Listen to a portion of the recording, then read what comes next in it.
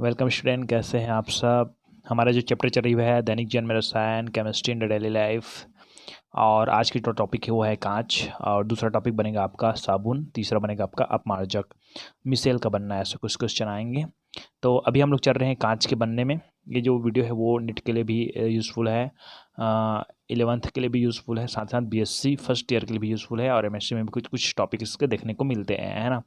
तो कांच क्या है पहले समझ लेते हैं, उसके बाद हम लोग कांच के बनना में चलेंगे। और कांच के बनने के उत्पादन को हम लोग अलग अलग तरीक़ों से बांटेंगे, ठीक है।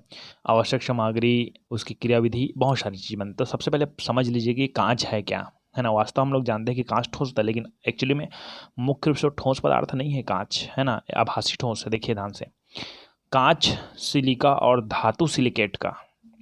कांच सिलिका, सिलिका ना, सिलिका आप लोग जानते होंगे, आवर्त सारणी में जाकर देखिएगा सिलिका, ठीक है ना। कहा जाए उसको सिलिकॉन, 14 नंबर में मिलेगा आपको सिलिकॉन संबंधित। तो कांच है वहाँ सिलिका और धातु सिलिकेट का। धातु सिलिकेट मतलब सिलिकेट के साथ या सिलिका के साथ क्या जुड़ा होना चाहिए, धातु। अब मैं आगे बताऊंगा कि कौन सा धातु जुड़ा रहता है कांच के निर्माण में। तो कांच सिलिका और धातु सिलिकेट का मिश्रण है, ठीक है। सिलिका नॉर्मल सिलिका, ठीक है। और सिलिकेट, धातु सिलिकेट बताऊंगा मैं। धातु क्या है, धातु के साथ सिलिका SI जुड़ा रहेगा, है ना, ऑक्साइड के साथ। तो धातु सिलिकेट कहेंगे उसको। यहाँ पर देख लीजिए थोड़ा से कि ये SiO2, ठीक है ना, ये ऑक्साइड है। और यहाँ पर आप लोग देखेंगे कि यहाँ पर M लिखा हुआ है, यहाँ पर R लिखा हुआ है। तो ये जो R है एक धातु है, M कौन है, एक धातु है, ठीक है ना। मतलब ये M किसी का संकेत नहीं है, ये आपको नॉर्मल दर्शाया गया है। किस तत्व का संकेत आगे मैं बताऊंगा कि M की जगह हम लोग कौन सा तत्व रखेंगे, R की जगह कौन सा तत्व रखेंगे, ऐसा, ठीक है। तो अभी इतना समझिए कि कांच है वहाँ सिलिका और धातु सिलिकेट का क्या है, एक मिश्रण है ना। यह एक अक्रिस्टलीय, देखिए बहुत सारे क्रिस्टलीय अणु होते हैं, है ना। शुगर के क्रिस्टलीय अणु होते हैं, और मतलब क्रिस्टलीय अणु ऐसे जो कि दाने रूप में होते हैं। देखिए अक्रिस्टलीय मतलब यहाँ तो वहाँ द्रव पदार्थ भी कह सकते हैं, गैसीय अवस्था भी कह सकते हैं, ठीक है ना। लेकिन जब अधिकतर ठोस अवस्था दिखता है ना तो उसको क्रिस्टलीय बोलते हैं। लेकिन हाँ, आपके माइंड में एक चीज़ आएगा कि कांच है वो वास्तविक ठोस है, नहीं है ये वास्तविक ठोस नहीं है, ये एक आभासी ठोस है। इसलिए इसका अणु ना अक्रिस्टली रहते हैं। हम लोग क्रिस्टली बोलते ना तो ये क्या हो जाता है, आपका वास्तविक ठोस होता है, ठीक है। लेकिन ये अक्रिस्टली अणु होते हैं, किसके, कांच के। बाद आपको अच्छी तरह से याद होना चाहिए। तो कांच सिलिका और धातु सिलिकेट का मिश्रण है, यह एक अक्रिस्टलीय कठोर का मतलब समझाने की जरूरत नहीं है। भंगुर मतलब क्या होता है कि वो शीघ्र ही नष्ट हो सकती है, मतलब कहा जाए टूट सकती है, ठीक है ना, क्षण भंगुर बोलते हैं, ठीक है। पारदर्शी समझाने की जरूरत नहीं है। और आभासी ठोस होता है, आभासी मतलब वास्तविक ठोस नहीं होता है ना। तो कांच सिलिका और धातु सिलिकेट का मिश्रण है, यह एक अक्रिस्टलीय कठोर भंगुर पारदर्शी और आभासी ठोस होता है। कांच एक अति शीतलित द्रव है, अति शीतलित, है ना। शीतलित अलग होता है ना, शीतलित मतलब नॉर्मल होता है, ये अति शीतलित बहुत ज़्यादा की आवश्यकता पड़ती है, ठीक है ना, शीतलन की। तो अति शीतलित द्रव है जिसमें बहने के गुण होते हुए भी ठोस दिखाई देते हैं। बहने के गुण मतलब कांच क्या है कि यदि हम उसको अत्यधिक ताप में गर्म करते हैं तो वो द्रव अवस्था में भी आ सकता है, आता है, आ सकता है नहीं, आता है, ठीक है ना। मतलब उसमें बहने के गुण होते हैं, लेकिन उसको देखने पर हमको लगता है कि वो बहुत ज़्यादा क्या होता है, ठोस होता है। इसको मैं बार बार समझा रहा हूँ आपको कि वो ठोस नहीं, स्थायी ठोस नहीं है वो, है ना। कहा जाए मतलब वास्तविक ठोस नहीं, वो क्या है, केवल आभासी ठोस है, ठीक है। ओके, चलिए तो हम लोग चलते हैं कांच के सामान्य सूत्र देखते हैं। तो सामान्य सूत्र देखें, XR2O डॉट YMO.6SiO2, ठीक है। अब इसमें यहाँ पर देख लीजिए थोड़ा से कि यहाँ जो R2 लिखा हुआ है ना, ये क्या है, एक एकल संयोजी धातु है। एकल संयोजी में कौन आता है, सोडियम आता है, पोटेशियम आता है। जो lithium, sodium, potassium, rubidium, caesium, francium, ये वाला जो भाग है ना, ये सब +1 वाले में आते हैं। लेकिन हम लोग मेन रूप से इसको लिखेंगे सोडियम और कैल्शियम को, सॉरी पोटेशियम को, ठीक है। तो यहाँ पर R की जगह कौन हो सकता है, सोडियम हो सकता है और पोटेशियम भी हो सकता है, ठीक है। और M, यहाँ पर M लिखा हुआ है ना, तो M द्विसंयोजी धातु, द्विसंयोजी मतलब जो +2 वाले होते हैं, जिसकी संयोजकता 2 होती है। जैसे कि बेरियम वाला लाइन, मैग्नीशियम, कैल्शियम, स्ट्रोंशियम, ये वाला लाइन है, ठीक है ना। तो बेरियम, कैल्शियम, ठीक है ना। और ये जिंक भी होता है, +2 होता है जिंक, क्लियर है, 13 इसका परमाणु संख्या। तो M बराबर द्विसंयोजी धातु, BACAZN आदि, ठीक है। एक्स और वाई, यहाँ पर एक्स से जुड़ा हुआ है, यहाँ पर वाई जुड़ा हुआ है, तो एक्स वाले अणुओं की संख्या दर्शाता है, ठीक है। किसकी संख्या दर्शाता है? अणुओं की। कि आज जैसे कि एन है, सोडियम को लिखेंगे तो कैसे लिखेंगे? Na2O लिखेंगे, ठीक है ना। तो यहाँ पर ये एक्स लिखा है, उसके अणुओं की संख्या। देखिए कोई भी तत्व हम लोग जब लिखते हैं, जैसे कि हाइड्रोजन लिख दिया मैंने, तो इधर दर्शाते हो परमाणु की संख्या है, ठीक है ना, और यहाँ पर सामने में दर्शाते हो क्या है? अणु की संख्या है। इस तरह ये अणु की संख्या को दर्शाता है। वाई लिखेंगे तो वाई में क्या है? द्विसंयोजी होगा। यहाँ पर द्विसंयोजी, एम को क्या बताया मैंने? द्विसंयोजी बताया। तो द्विसंयोजी था, जैसे कि Ca है तो CaO रहेगा, कैल्शियम ऑक्साइड रहेगा, ठीक है ना। तो इस जगह, और वाई है वो क्या दर्शाएगा? इसके अणु की संख्या बताएगा, ठीक है। जैसे कि यहाँ पर देखा सिलिका की जस्ट सामने से 6 लिखा हुआ है ना, मतलब इसके अणु की संख्या को दर्शाता है। और ऑक्सीजन की जस्ट पीछे लिखा है 2, मतलब ये परमाणु की संख्या को दर्शाता है। इस तरह से ये कांच के समान सूत्र है, ठीक है ना। अब सीधा सीधा हम लोग चलते हैं कांच के उत्पादन में। इसके टॉपिक कैसे बनेंगे देखेंगे, है ना। चलिए, लगभग आपका क्वेश्चन आएगा तो इस तरह से आएंगे, इस तरह से आएंगे कि कांच के उत्पादन का वर्णन निम्नलिखित शीर्षकों में कीजिए। आवश्यक पदार्थ, कांच को रंग प्रदान करने वाले पदार्थ, टैंक भट्ठी में होने वाली रासायनिक अभिक्रिया। तो तीनों पदार्थों को हम लाइन से पढ़ते जाएंगे। सबसे पहले हम लोग चलेंगे आवश्यक पदार्थ में, ठीक है। उसके बाद हम लोग चलते जाएंगे। चलिए, तो सीधे सीधे हम लोग कांच के उत्पादन में चलते हैं। तो यहाँ पर देखिए, यहाँ पर कोई अलग से कुछ जोड़ने वाला भाग नहीं, इसलिए इसको मैं डायरेक्टली बुक से बता रहा हूँ, क्योंकि कहा जाए अपने को और लिखने की आवश्यकता नहीं पड़ेगी। देखिए ध्यान से, कांच के उत्पादन में उपयोगी निम्नलिखित पदार्थ हैं। पहला पॉइंट आवश्यक पदार्थ बताया था ना, ठीक है। तो पहला आता है सिलिका। तो आपको इधर का लिखने की जरूरत नहीं है, केवल नाम बस लिख दे चल जाएगा। सिलिका रेत के रूप में करेंगे सिलिका का यूज, ठीक है। दूसरा आता है क्षार धातु। क्षार धातु में सोडियम कार्बोनेट या कार्बन विशिष्ट साल्ट, केक या पोटेशियम कार्बोनेट के रूप में, ठीक है। तो पहला सिलिका, दूसरा क्षार धातु। तीसरा आता है आपका द्विसंयोजक धातु। ये आपका सिंगल संयोजक है, क्षार धातु लिखा हुआ है ना। ये द्विसंयोजक धातु जैसे कैल्शियम चूने के पत्थर के रूप में, है ना। लेड लिथार्ड्स या सिंदूर Pb3O4 के रूप में, ठीक है। तो यहाँ पर सिलिका, क्षार धातु, द्विसंयोजक धातु, ठीक है। एग्जाम्पल के लिए द्विसंयोजक का नाम लिखिए, कैल्शियम वगैरह का नाम लिख दीजिएगा, ठीक है। सिंगल संयोजक में सोडियम है, पोटेशियम का नाम लिख दीजिएगा, ठीक है ना। चौथा मत है ऑक्सीकारक। इधर आगे लिखने की जरूरत नहीं है बिल्कुल भी, ना। ऑक्सीकारक या रंग उड़ाने वाले पदार्थ, मैग्नीज डाइऑक्साइड, पोटेशियम नाइट्रेट या सोडियम नाइट्रेट। इसको और लिखते हो तो अच्छी बात है, लेकिन इतना में अपने को चल जाएगा। सिलिका, क्षार धातु, द्विसंयोजक धातु, ऑक्सीकारक, ठीक है ना। कलेट, ये कलेट क्या है? क्वेश्चन आता है आपका, ठीक है ना।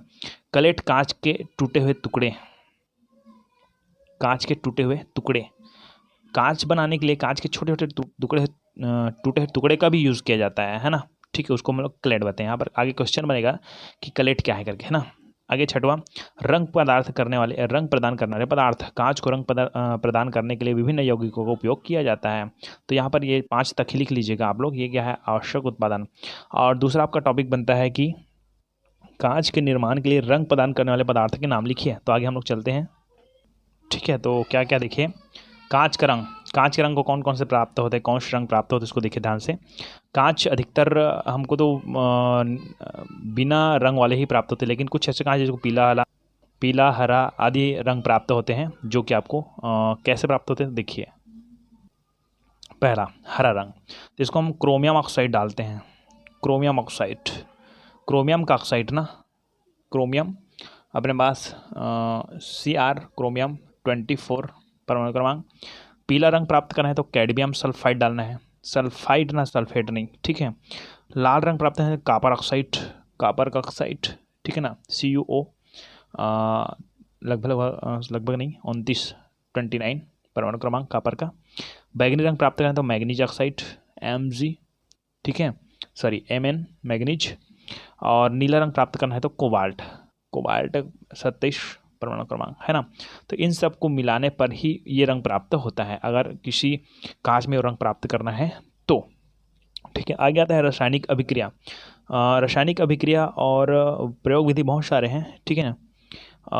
तो आप हम लोग सीधा चलते हैं वहाँ के वात्य भट्टी, जो जहाँ पर कांच का निर्माण होता है, वहाँ चलते हैं सीधा।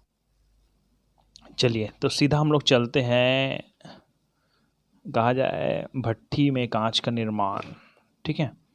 और एक चीज़ और बता देता हूँ आपको कि क्वेश्चन में अगर आता है कि प्रयोग विधि को समझाइए, कांच निर्माण के प्रयोग विधि समझाइए रासायनिक अभिक्रिया के साथ, तो रासायनिक अभिक्रिया अलग है, प्रयोग विधि अलग है, कहा जाए प्रयोग विधि में केवल विधि को बताना है, ठीक है ना। कंप्लीटली सबको आता है तो सबको लिखना है, लेकिन अगर प्रयोग विधि बस आ रहा है और रासायनिक अभिक्रिया नहीं आ रही है तो रासायनिक अभिक्रिया को अटैच करना ही पड़ेगा आपको। अगर प्रयोग विधि पूछा जाएगा तो भी, प्रयोग विधि आपको पूछा जा रहा है तो आपको रासायनिक अभिक्रिया को अटैच करना ही पड़ेगा। अगर रासायनिक अभिक्रिया बस लिखिए से बोल रहा है तो आपको प्रयोग विधि अटैच नहीं करना पड़ेगा, ठीक है। तो इस तरह से यहाँ पर देखिए ये वाला जो खंड है वो बना हुआ है इस तरह से, है ना। और यहाँ पर ऐसे जो डब्बा, यहाँ पर जो पात्र बना हुआ है ना, यहाँ से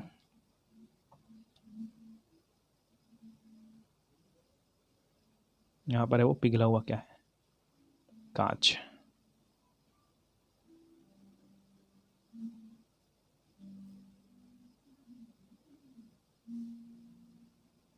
पिघला हुआ कांच, ठीक है। और यहाँ पूरा ऐसे बंद है, ठीक है। और ये ज्वलनशील ईंधन गैस यहाँ पर, ठीक है, पूरा टैंक यहाँ पर ज्वलनशील ईंधन गैस, ये पूरा टैंक है ये, ठीक है ना। और ये ईंट की भट्टी एक प्रकार से, यहाँ से वायु प्रवाहित करने के लिए जगह होती है कुछ कुछ, ठीक है ना। और यहाँ वायु प्रवाहित होती है, ठीक है, यहाँ से। और कुछ अपशिष्ट पदार्थ जब बनते हैं ना टैंक में, तो अपशिष्ट पदार्थ यहाँ से बाहर भी किए जा सकते हैं। अंदर अंदर ही यहाँ पर जगह होता है, कुछ अपशिष्ट गैसों के लिए भी यहाँ पर जगह होती है। यहाँ से जाने वाला है ना, इधर से निकलने वाला है, ठीक है। तो ये पिघला हुआ कांच, इस तरह से भट्टी। चलिए ध्यान, हम लोग चलते हैं सीधा प्रयोग विधि में कि सर्वप्रथम कांच बनाने के लिए आवश्यक पदार्थ है ना, सोडियम कार्बोनेट।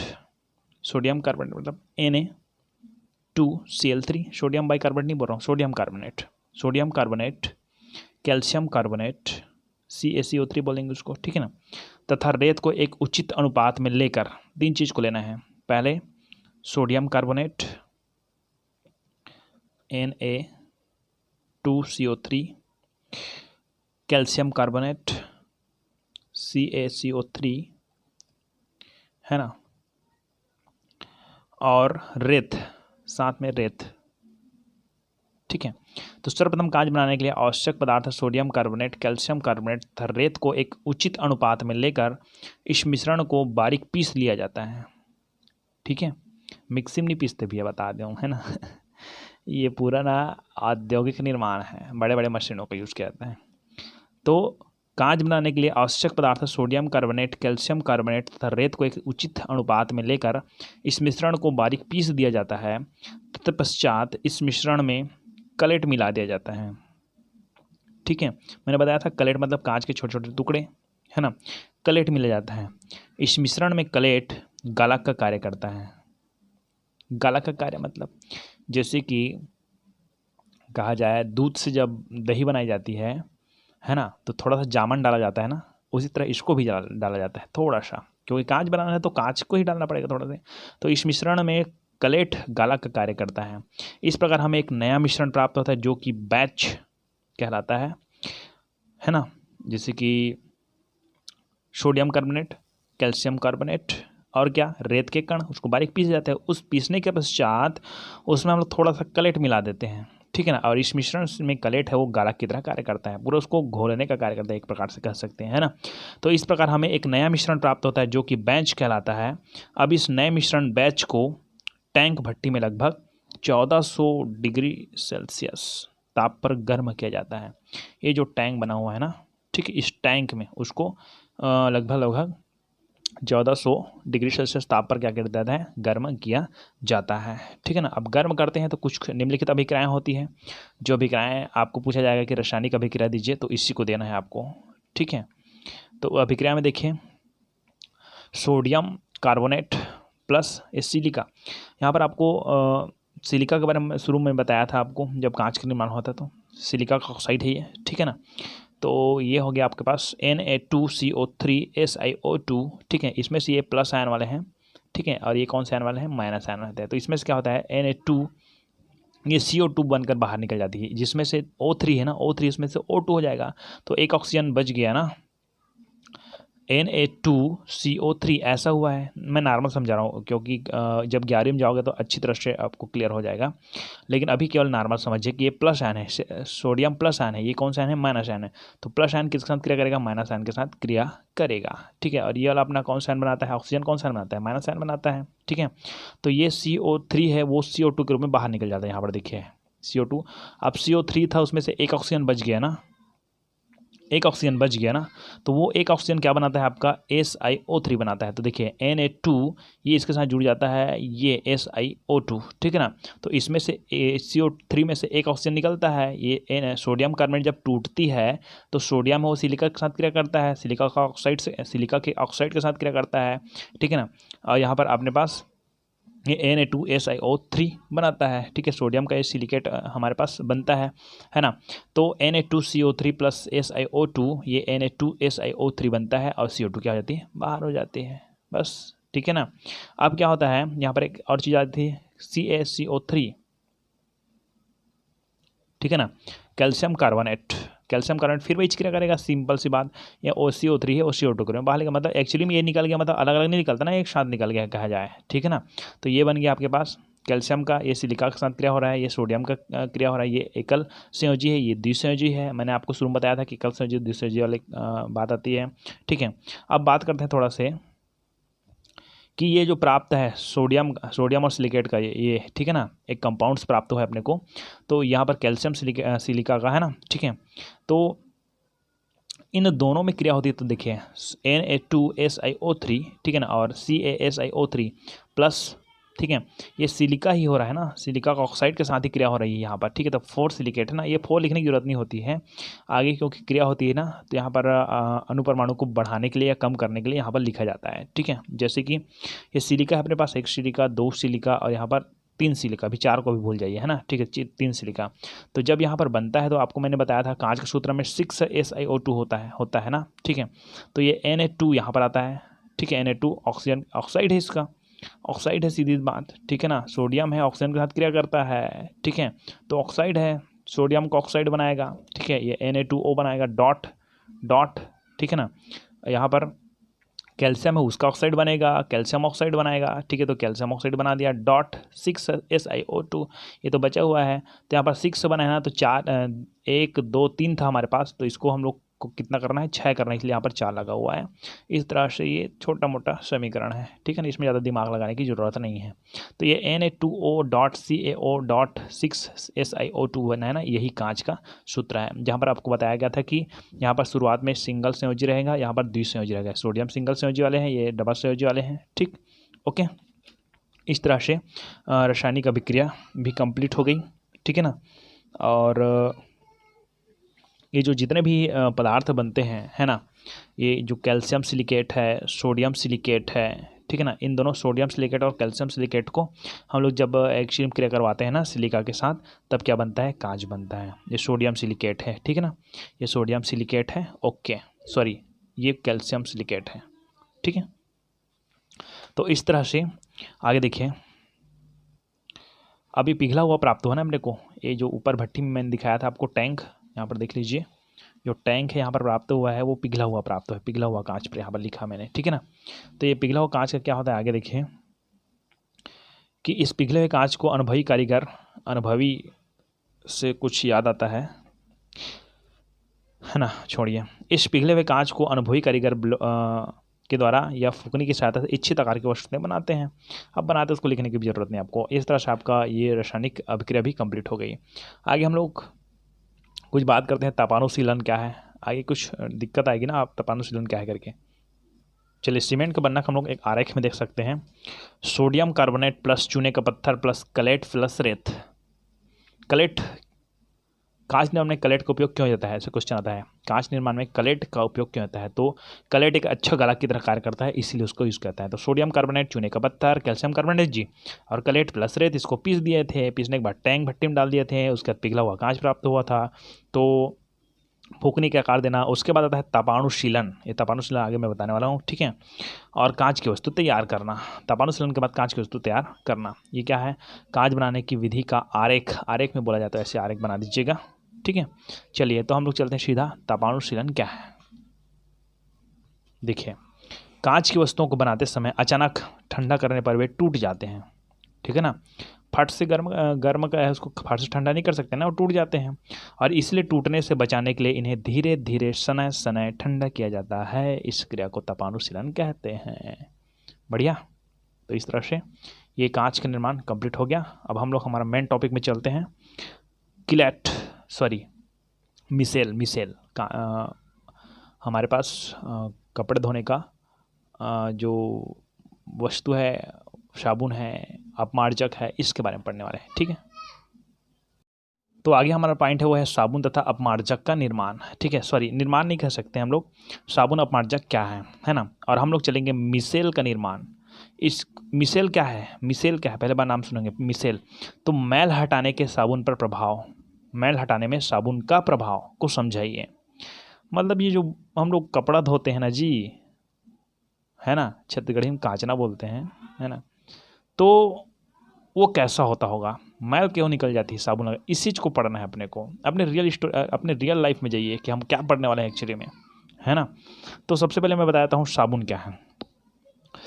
साबुन जल में घुलनशील लंबी श्रृंखला वाले उच्च वसी अम्लों के सोडियम या पोटेशियम लवण होते हैं। अब देखिए कैसे, थोड़ा सा ध्यान से देखिए। मैं माजा लिखता हूँ RCOOM, ये है आपका साबुन का सूत्र, मान लीजिए इसको मानने वाला है ना। जिसमें से R क्या है, जिसमें से R है ना, ठीक है, वो एक लंबी श्रृंखला है, लंबी श्रृंखला वाला एक हाइड्रोकार्बन है। हाइड्रोकार्बन हमने पढ़े ना वही क्लास में, हाइड्रोजन और कार्बन से बना यौगिक हाइड्रोकार्बन।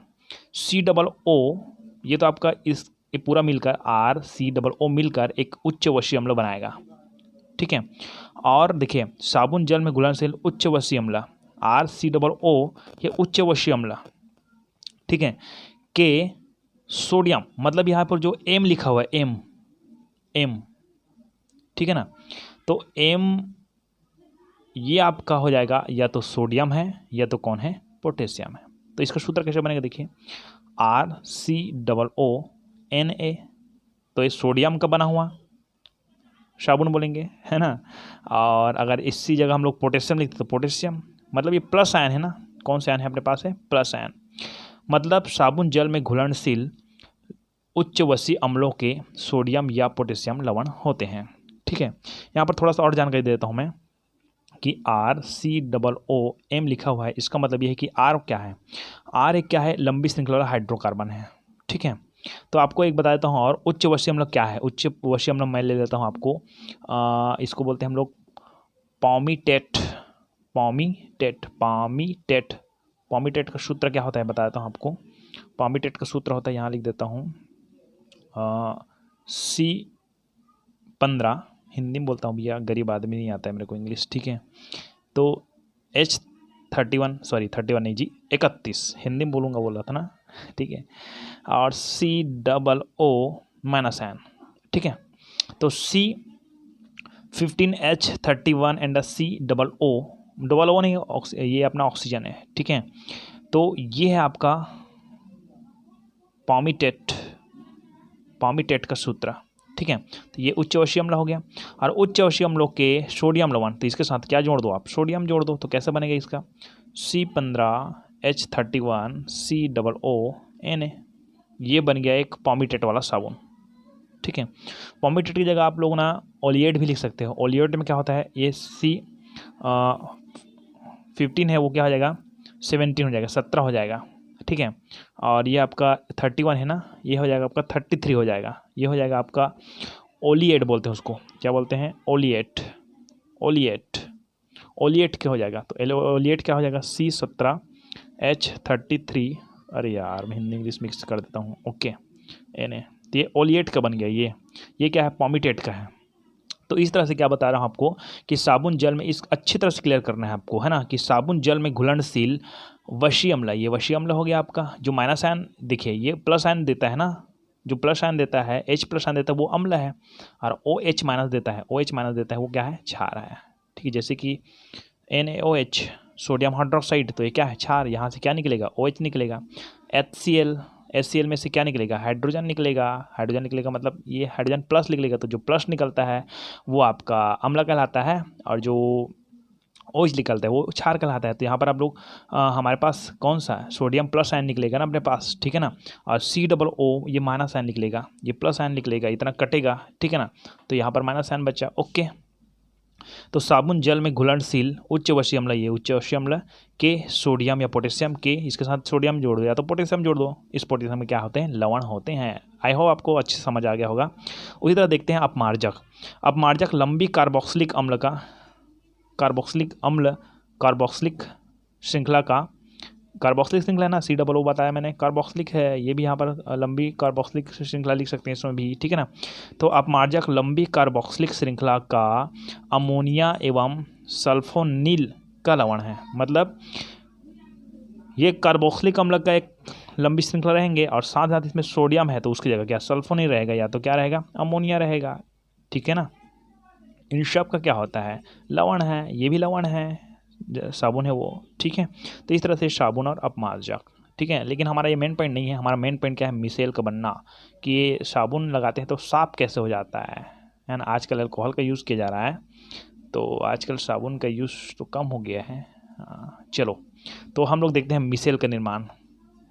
चलिए, तो पहले तो साबुन को मैं समझा चुका हूँ, आपको एक बार और बताना चाहता हूँ मिसेल का निर्माण क्या है करके।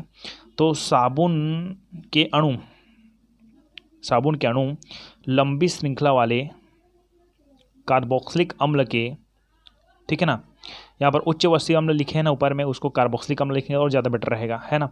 तो साबुन के अणु लंबी श्रृंखला वाले कार्बोक्सिलिक अम्ल के सोडियम या पोटेशियम लवण होते हैं, ठीक है। इतना भी लिख सकते हैं आपको साबुन की परिभाषा में, ये ज़्यादा बहुत ज़्यादा बेटर रहेगा आपके लिए, है ना। लेकिन उच्चवशीय अम्ल लिखते हैं वो 11वीं 12वीं लिखते हैं ना, कॉलेज वाले लिखते हैं। यहाँ पर नॉर्मल आप 10वीं हो तो कार्बोक्सिलिक अम्ल लिख दो के समझ आ जाएगा। तो साबुन के अणु लंबी श्रृंखला वाले कार्बोक्सिलिक अम्ल के सोडियम या पोटेशियम लवण होते हैं, इसे RCOOM द्वारा व्यक्त करते हैं, ठीक है। M मतलब कोई भी धातु होगा, COO या इसका पहचान है कार्बोक्सिलिक अम्ल का, और R क्या है, R एक लंबी श्रृंखला वाले क्या है, हाइड्रोकार्बन है ना। तो व्यक्त करते हैं। साबुन को जल में विलय करने पर, ये जो साबुन है उसको जल में क्या कर देते हैं, विलय करते हैं, तो साबुन धातु आयन M+ मतलब कोई भी धातु आयन है उसमें विभक्त हो जाएगा। मैंने बताया था आपको RCOO, उसमें से यहाँ से टूटेगा, जो साबुन है वहाँ से टूटेगा, साबुन का बीज टूटेगा नहीं बोल रहा हूँ भैया, है ना, साबुन के जो अणु है वो टूटेगा, है ना। तो यहाँ से साबुन का जो ये सूत्र है उसमें से M+ आयन बाहर होगा और COO आयन क्या हो जाएगा, माइनस हो जाएगा। तो यहाँ पर RCOO ये अलग हो जाएगा और M अलग हो जाएगा। तो आपको बताया था मैंने R क्या है, R क्या है आपका एक लंबी श्रृंखला है, COO इसके साथ जुड़ा हुआ है, और M क्या है, कोई भी अपने पास सिंगल आयन वाले क्या है, तत्व है। तो ये दोनों जने अब टूटेगा तो ऐसे नहीं टूटेगा, R नहीं टूटेगा, ये टूटेगा RCOO और यहाँ से टूटेगा M, है ना। तो क्या होता है कि साबुन को जल में विलय करने पर साबुन धातु आयन M+, मतलब यहाँ पर धातु आयन M+ और RCOO माइनस आयन में विभक्त हो जाती है जब उसको जल में मिलाया जाता है, किसको, साबुन को, ठीक है ना। RCOO के दो भाग होते हैं। कैसे दो भाग होते हैं, एक भाग होता है R जो हाइड्रोकार्बन है, लंबी श्रृंखला हाइड्रोकार्बन है, और COO है आपका कार्बोक्सिलिक समूह है ना। तो RCOO के दो भाग होते हैं, एक तो R एक लंबी हाइड्रोकार्बन श्रृंखला, R दो भाग होते हैं ना, R एक लंबी श्रृंखला, एक लंबी हाइड्रोकार्बन वाली श्रृंखला लिख सकते हैं, ठीक है ना। R एक लंबी हाइड्रोकार्बन वाली श्रृंखला जो मैल, तेल बोलते हैं उसको, मैल कह सकते हैं उसको, है ना, जो मैल के अणु से जुड़ता है। तो ये जो RCOO है ना, ठीक है, उसके दो भाग होते हैं, जिसमें R एक लंबी हाइड्रोकार्बन वाली श्रृंखला जो कि मैल के अणु से जुड़ता है। तो देखो, मान जाए मैं एक मैल का चित्र बनाता हूँ, इसी को हम लोग मिसेल बोलेंगे ना, आगे समझ आएगा आपको, ठीक है। अब क्या होता है, हमारे पास क्या है, RCOO है हमारे पास, ठीक है ना, ठीक है। तो RCOO के दो भाग होते हैं, ओके। R एक लंबी हाइड्रोकार्बन श्रृंखला जो तेल या मैल के अणु से जुड़ता है, तो ये मैल के अणु से जुड़ता है, ये R वाला भाग जुड़ेगा ना, ठीक है। तथा COO भाग, ठीक है ना, जो जल में विलय होता है। RCOO के दो भाग होते हैं, R है ना, जो तेल मैल के अणु से जुड़ता है तथा COO भाग जो जल में विलय होता है। तो ये जो मैल है ना, मैल वाले से कौन जुड़ेगा, ये R वाला भाग जुड़ेगा, ठीक है। और जो COO वाले भाग रहेगा बाहर में, ठीक है। तो ऐसे से जुड़ता जाएगा पूरा, R वाले भाग अंदर में और COO वाले भाग बाद में बाहर में। COO भाग को लिख रहा हूँ मैं, ठीक है। COO minus minus minus COO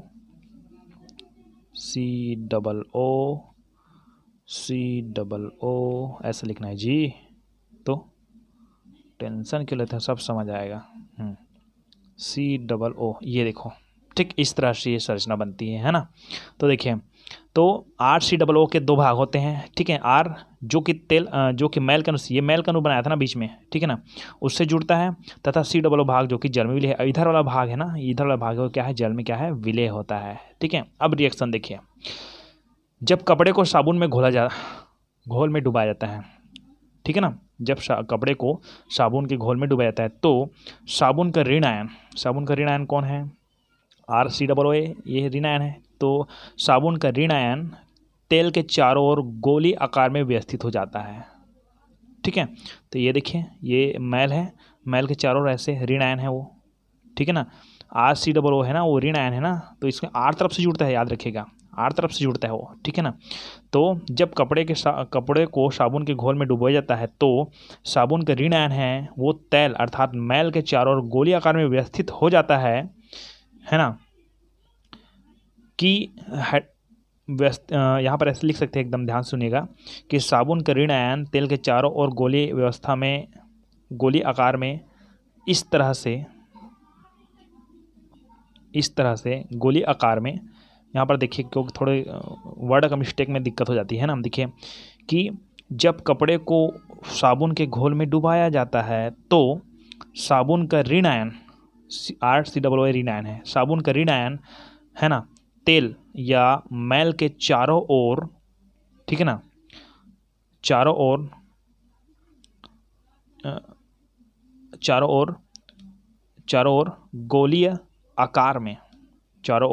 गोलीय आकार में इस तरह से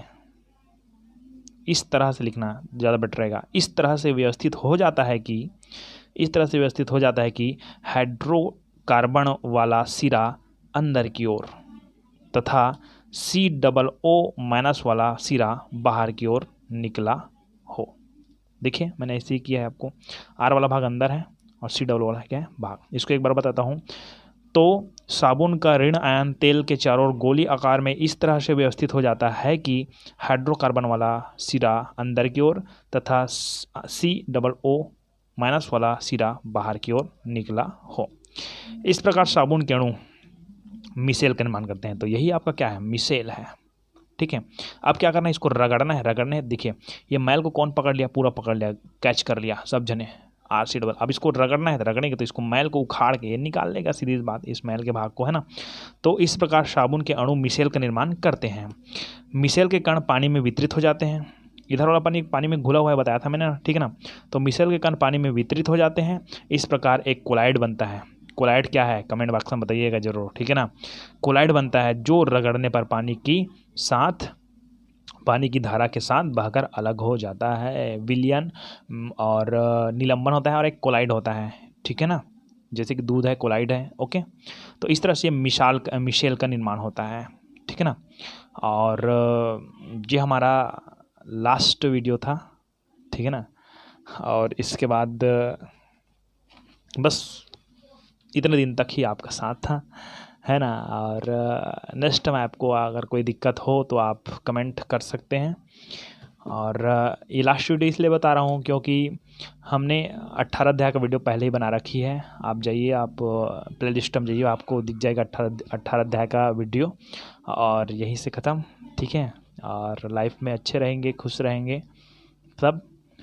एक बात और कहना चाहता हूँ कि लाइफ में हम लोग अच्छे तो नहीं हैं, है ना, लेकिन अच्छे बनने की कोशिश जरूर करिएगा, ठीक है। सर्वे भवन्तु सुखिनः, सर्वे सन्तु निरामया, सर्वे भद्राणि पश्यन्तु मा कश्चित् दुर्भाग्येत्, ठीक है। बेस्ट ऑफ लक, पेपर अच्छे दिलाइएगा।